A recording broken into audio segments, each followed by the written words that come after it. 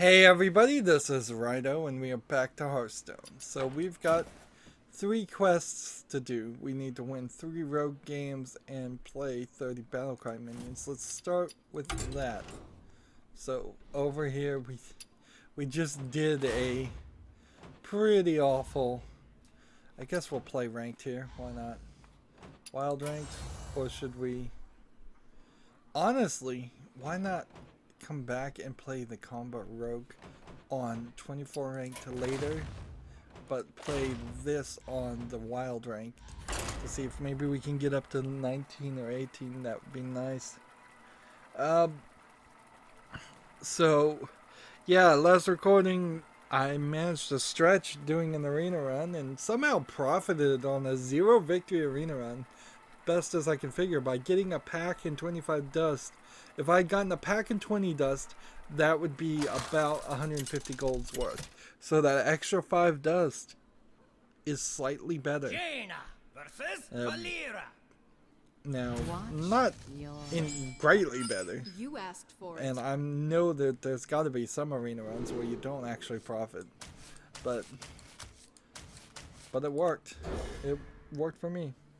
Blizzard is doing a lot of things actually for Hearthstone, so let's just go through all of that. Blizzard is ending Vista and XP support for all of its games practically.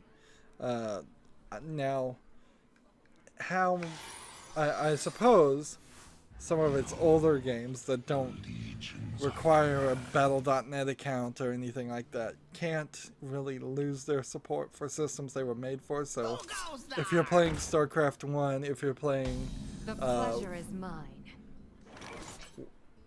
What is it? Warcraft. Hello. Let's see. You want to cast a spell? I want to cast a spell. Like the old DOS games certainly are not going to lose their ability to be played, but support for them certainly are, and support for Vista and XP I think has already been stopped by Microsoft, so there's really only extremely limited reasons why you would still be running these systems. Maybe some people in very impoverished circumstances would consider would still be running Vista and XP, or PCs that can only run Vista and XP, but I kind of feel like the majority of people at the very least have moved up to, let's see,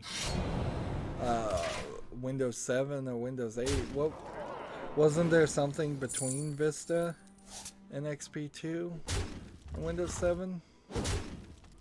Like what was Windows 6 called? Well, there was no Windows 6.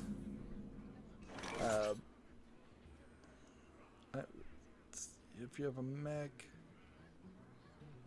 add the random spell to each player's hand.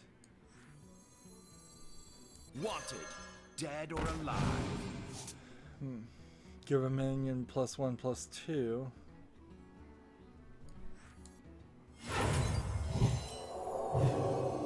Let's try that. So yeah, get off Windows Vista or XP, or specifically, well, I guess you just have to get off of it if you want to continue playing Hearthstone games. Not really a big issue though, because particularly for Hearthstone, you can play it on your phone, and your phone operating systems have been updated slightly faster than your PC operating systems. And World of Warcraft and the Overwatch and Heroes of the Storm and Diablo and StarCraft, all of those.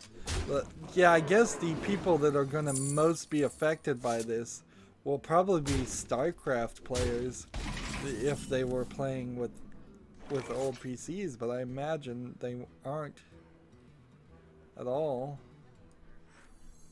Excuse me, you are on fire.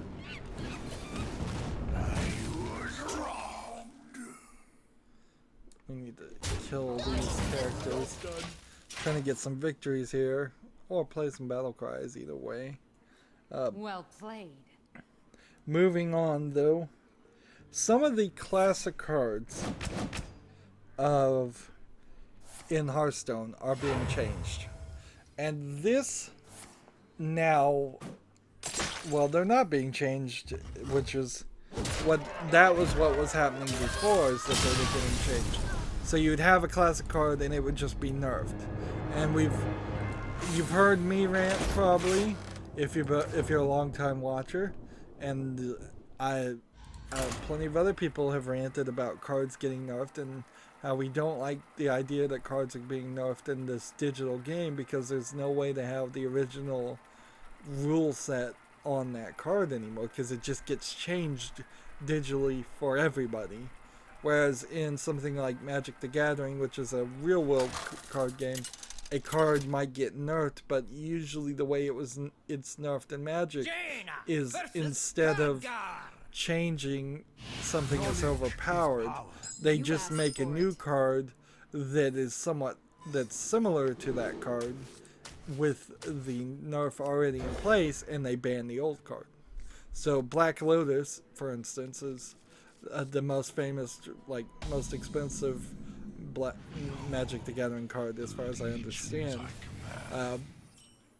Instead of trying to nerf Black Lotus and set some rules that in any official tournament Black Lotus actually does this instead of what it says on the card, they just banned Black Lotus, and I'm sure that they introduced a card that's somewhat similar but probably not too similar to Black Lotus with the nerf already in place.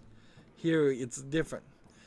Also though, now this means that my plan to get a full collection of classic cards, which were supposed to never be banned to Wild, they were always supposed to be available in Standard, is now starting to fall apart.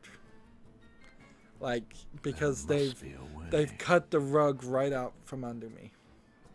Like, it's still probably the right way to go to have a full collection of all the classic cards before you start trying to get expansions where we know for a fact all of the cards in the expansion will get banned after a couple of years, and maybe they're going to come back and change that too. But this is slightly disconcerting because nothing is safe now. Deal 2 damage to a minion. Don't want to do 2 damage to a minion. Let's do this to start with. So the classic cards that are getting put into the Hall of Fame is what they're calling them, but really they're just getting banned to Wild, are Azura Drake, Simura Shaw Incinerator, what? I can't even read my own handwriting. Ragnaros, Power Overwhelming, Ice Lance, I wonder. Conceal, and so add a random spell or do 1 damage to all enemy minions. Wanted, dead or alive. Give all enemy minions -3 attack this turn only. Interesting. That would be an interesting move.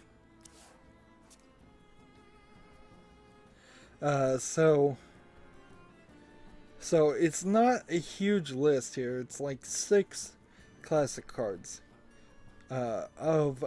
which I believe there's actually somewhere around 100 classic cards to begin with. So not a horrible turn of events, and it still probably means I'll just stick with the way I was doing it before, trying to get as many classic cards as possible. This guy's taking forever to move. But he's also moving, which means this is one of these cheaters that, frankly, I've tried to cheat this way on occasions. It's not worth my time these days, but let's see. Deal 2 damage.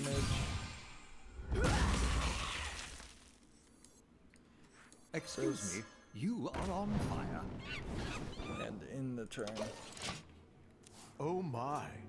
Oops. I may end up squelching this one too. Maybe he's saying oops because he wasn't playing and he just realized that. So with classic cards getting banned and new expansions coming, I'm not certain I'm ever really gonna get a great opportunity to should I play this or should I play this? Let's see what happens.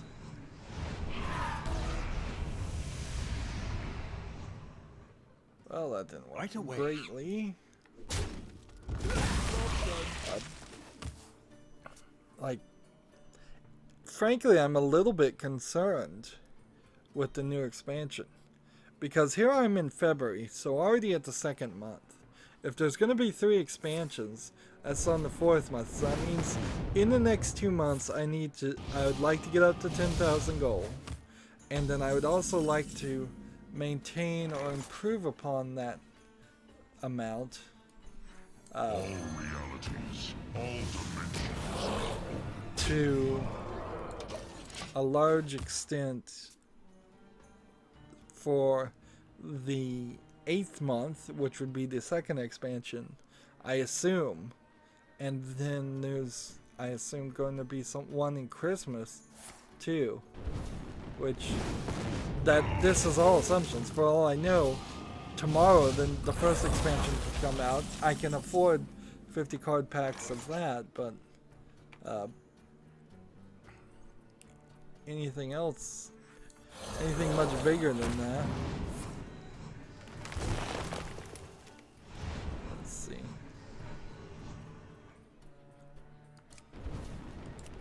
How is this guy winning? Job's done.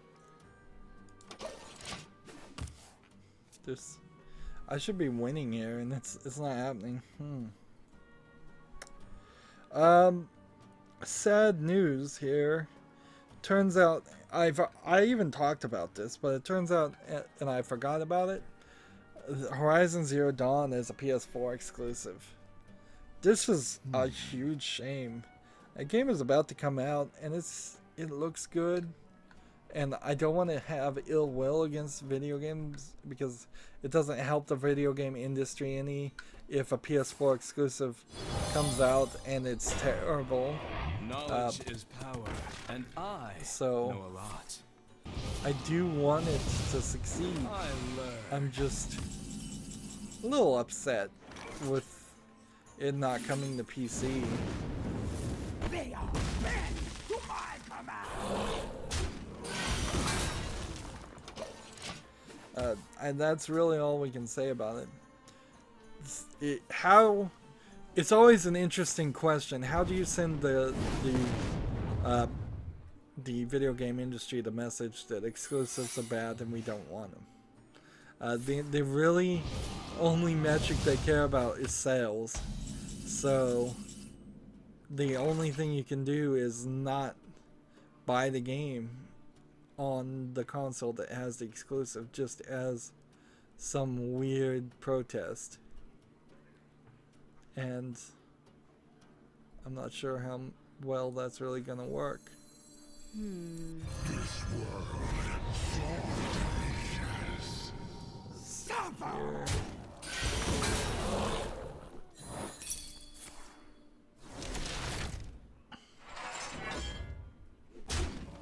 See, playing this wouldn't have given me an item that can fill my health.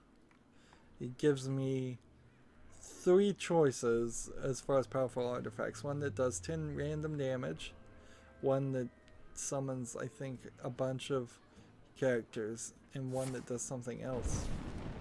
but I don't remember what the something else is.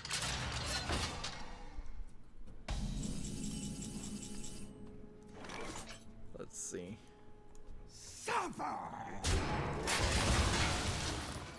So this and this, and I can do 6 damage. None may challenge the living flame. So if he can do 2 more damage to me with either one of these cards, he's won. That sucks. That sucks. Trying to have a victory here, and I'm also supposed to be playing Battlecry cards, and I'm not sure I'm really doing that. All he needs is 1 more damage.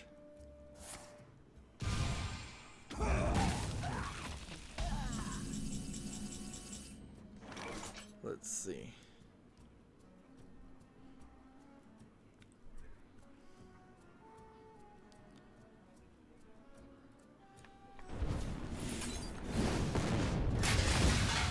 That was a waste, but let's take a victory. I should have played some Battlecry cards. Oh man. I'm not paying attention well enough, obviously. See, I have 6 more Battlecry cards I need to play. One of the writers of Portal and Left 4 Dead, and I think also Half-Life 2, has left Valve. Now, this guy's name is Eric Wolpaw, and there was a mistake in the initial announcement saying it was somebody else, or it was him and somebody else, and that other person still is a Valve. On the face of it, I was gonna push my own narrative here, and maybe in retrospect right now I'm realizing I should probably not do that as much. I mean, surely I speculate and have possibly arguably paranoid or very creative views on some of these leavings of jobs, particularly of Valve, where I argue that Valve is not the best place for its employees if they actually want to create something. If Valve is almost like a think tank, in my opinion. It's a place you go if you actually want to never accomplish anything but want to be funded to do research for the rest of your life. Yeah, a research facility might be a good equivalent. But and so I was gonna try to think and push the narrative that this is probably just another example of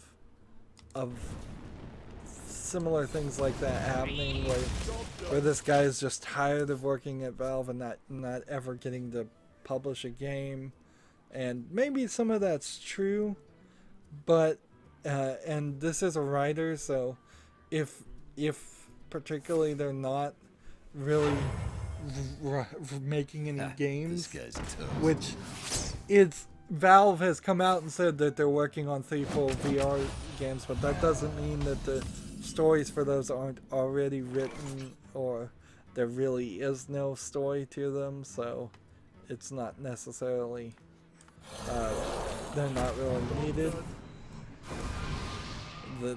That would certainly be a thing that might explain why we've seen a couple of writers, I think, leave Valve now, that they just don't have any need for them, and that they've been politely asked to quit instead of being laid off, which is nice. But and there's this whole crazy theory I'm starting to have about Valve. I'm thinking that Gabe Newell in particular is working towards stepping down from Valve. He did not, to my eye, look healthy at all in the latest interviews with the Valve News Network. We have many and secrets. I suspect what's my crazy theory is that he's starting a succession plan where he's going to step down and somebody else is going to step in. And there's probably a lot of fear about that because Gabe Newell ran that company very strangely compared to a regular company. And I wouldn't be surprised that if somebody else steps up, they're going to start putting budgets on games, which is something that they said that there is just no budgeting at all on games. They're going to start putting timelines on completing parts of projects, if not entire games, and having them released. And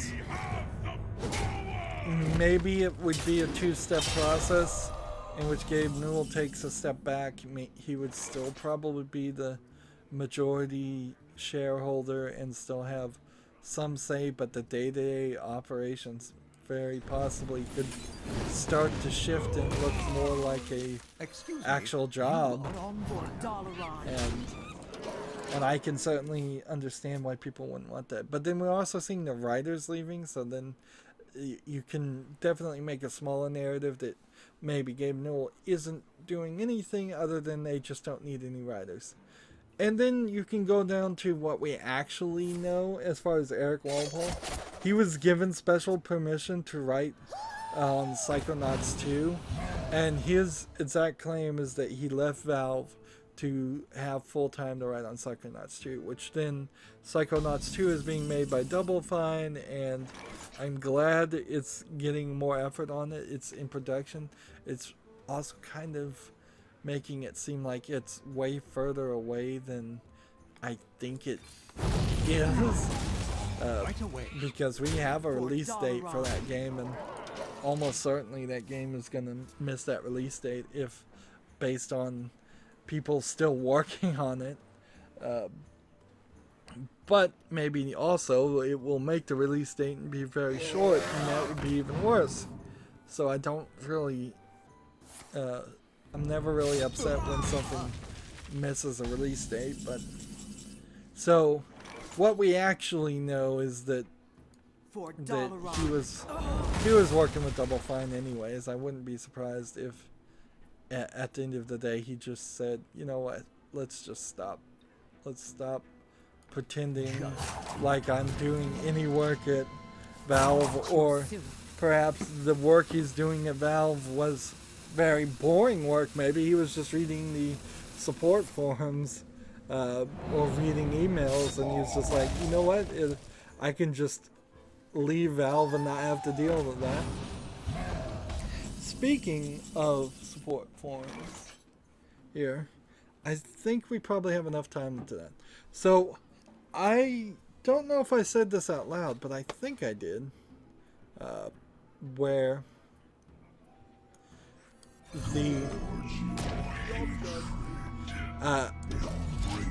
as they're thinking about Steam Direct, I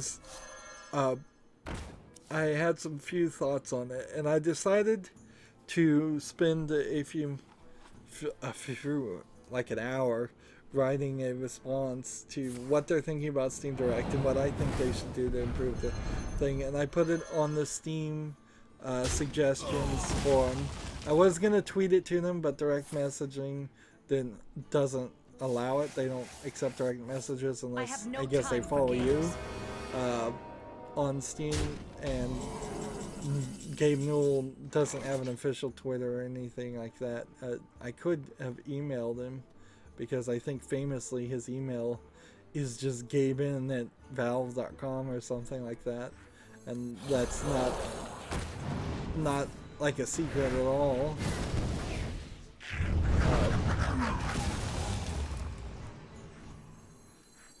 Death rattle things. We have many play secrets. battle cry things. But I didn't want to be preposterous and presumptuous and email Gabe Newell. Well played. So, and it was a rather long article. In general, I talked about how the fee doesn't really matter. Even if it was as high as $50,000, in my opinion, it's not going to significantly reduce the submissions.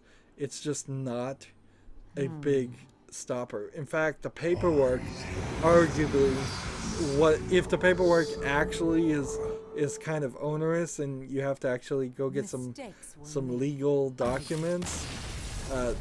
I wouldn't be surprised if that's more of a burden than even a $50,000 fee, because it's a recoupable fee, and however that's recoupable is probably fine. Plus, people could do Kickstarters to get that fee, or run scams to do Kickstarters and never put a game out, or even intend to put a game out. Or they can go to many companies that we've already seen at least 2 companies pop up and say they would pay the fee. So the fee is pointless. The idea in general that they're implying is Steam Direct will have no curation for quality does the exact opposite of what needs to happen on Steam. You want the games to we want to get rid of the bad games on Steam, frankly. Or maybe because, well, you gotta get rid of them. There's just too many bad games on Steam now. You can't just hope to flood the market with enough good games that the bad sinks to the bottom. It's just not going to happen. You're talking 4,000 games, probably 2,000 last year were bad. You're not going to get 2,000 games just to disappear on Steam. So they need to start looking at the ones that get refunds, that have customer service complaints, that are not big sellers, looking at them and start getting rid of them.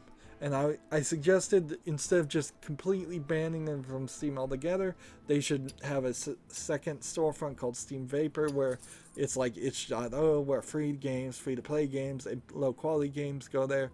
That way there's a second area segregated off of where bad games, the expectations are just lower. You can buy a 99-cent game. If you're cool about playing a 99-cent game, you know it's a Steam Vapor game. It's not going to be a AAA title, so they don't have to pretend like it is going to be. It can be an RPG Maker game, and people will be interested in that, and you'll get your sales, and that's it. And it doesn't flood the storefront and the main page with a bunch of just bad things. Thirdly, I suggested they have a Steam Adult. That way they can have more hardcore games and videos and cater to that market. Just an age verification area where you have to have a credit card in your name to prove you're old enough. And then they can go full uncensored sex games, all they want. And then I also suggested that they don't completely get rid of Steam Greenlight, because Steam Greenlight with modifications actually could work.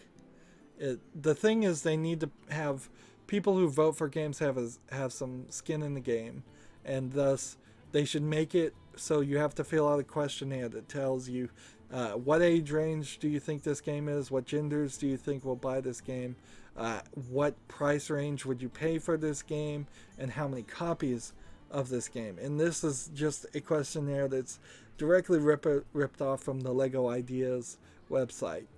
And then my modification to that for Steam Greenlight should be, if you say a game you'd be willing to pay between $10 and $15, and the game comes out at $10, then you've already agreed to pre-purchase and buy that game. So day one sales go way up for any Steam Greenlight game, because everybody that voted to get that on Steam had a credit card on file and had already pre-ordered it. And see, I think that pretty much does as much improvement as I can think of to the Greenlight system. And games on Greenlight should go to the actual storefront. Games on Steam Direct should go to Steam Vapor. The two storefronts should be pretty separate, although there could be like one bar of Steam Vapor games on the front page near the bottom to cross that. Steam Adult, on the other hand, should just have a toggle button whether you want to see adult games on Steam or not. I know plenty of adults even don't want the Japanese sex games, so turn that toggle button and it just disappears from everything, the popular new releases and recommendations and discovery queue. And all of this, if you can find it, is posted in more detail on the Steam forums under Steam. ideas. I suppose the best way you could do it is to go to my profile and see if there's a post or something that you can find via my profile, or maybe you could just search my name and maybe that would pop up. Otherwise, nobody's gonna really see it. I got a couple comments, not really helpful. One said, well, Steam doesn't care what anybody has to say, so they're not gonna listen to this. And one of them said, why does everybody use adult to mean sex when they should? I want to see games that are adult that have to do with doing your taxes and so on. I'm like, okay, well, these are two pretty off-topic comments, and I wasn't really starting a discussion with the community anyways. This was just me trying to get in front of Valve's eyes, and who's to know if anybody at Valve actually read it. But I did my due diligence, so I'm happy with that. We're going long here though, so as always, I ask you to like, share, subscribe, comment, and watch every second of my videos. All that helps out. If you want a friend to follow me on basically any social media sites, there's a whole bunch of links down below. Thank you for watching. Have a good evening.